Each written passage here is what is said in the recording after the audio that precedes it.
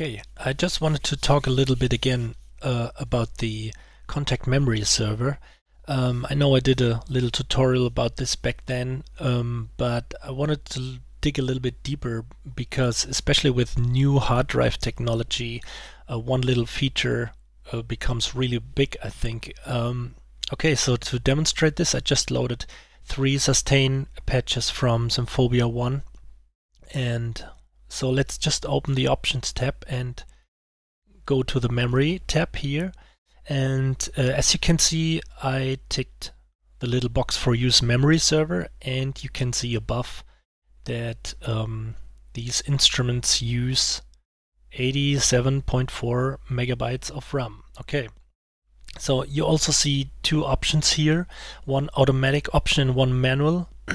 And the automatic means that if I load samples into the KMS, the Kontakt memory server, they stay in there as long as I unload the Kontakt instance or close my session or whatever. So, but when I choose manual here, they stay in RAM as long as I want. So this has a little advantage if you use or if you work on 3 or 4 projects during the day, and these projects all make use of the same samples, so you can leave it.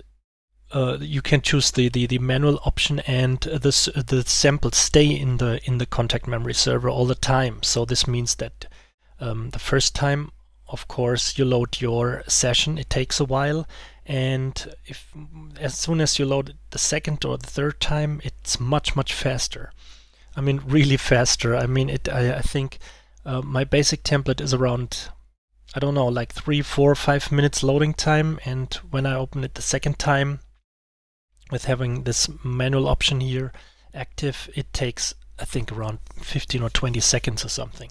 Okay, so what's even better now is I'm not really sure. I mean, it's just a little entry here, a little tiny thing in all these menus and stuff, so it can get lost pretty quickly. So I just wanted to pay attention to this, and I think the standard preload buffer size is 60 kilobytes. I think, please correct me if I'm wrong, but this is not for the whole instrument, but per sample. So you see, so this means 60 kilobyte per sample are already loaded into RAM. So because to understand this, all samples are stored on your hard drive, obviously, and as soon as you load a patch, there has to be a certain amount of samples inside the RAM, because as soon as you trigger a key, you know, your stuff, your instruments have to be there and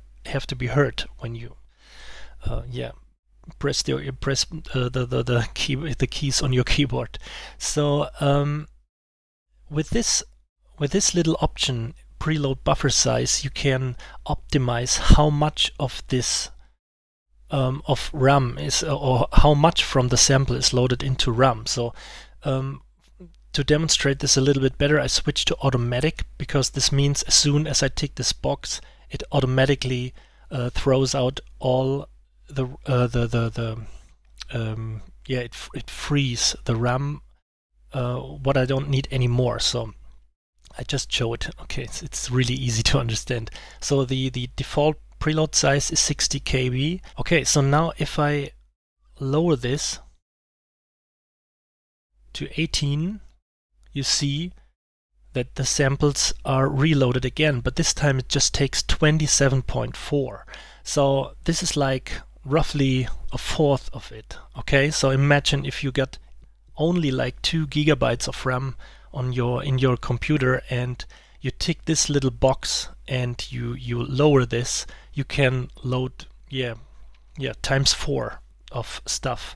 However, there's one little disadvantage of it, because if you load less into RAM, the hard drive has to work faster. But with all the solid state drive technology and basically that hard drives became really fast, this is not really a problem anymore, because if you just got only 2, 4 or 8 gigabytes of RAM available, and you have a really hard, a really fast hard drive, this means that you can, I mean, the solid state drive is really capable of loading the stuff really quick from the drive. So if you lower this, you save a lot of RAM.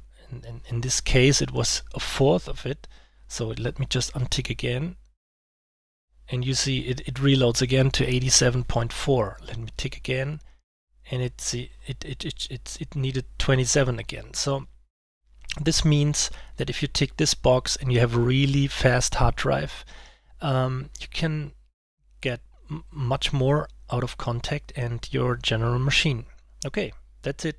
Hope you enjoyed and see you next time. Bye.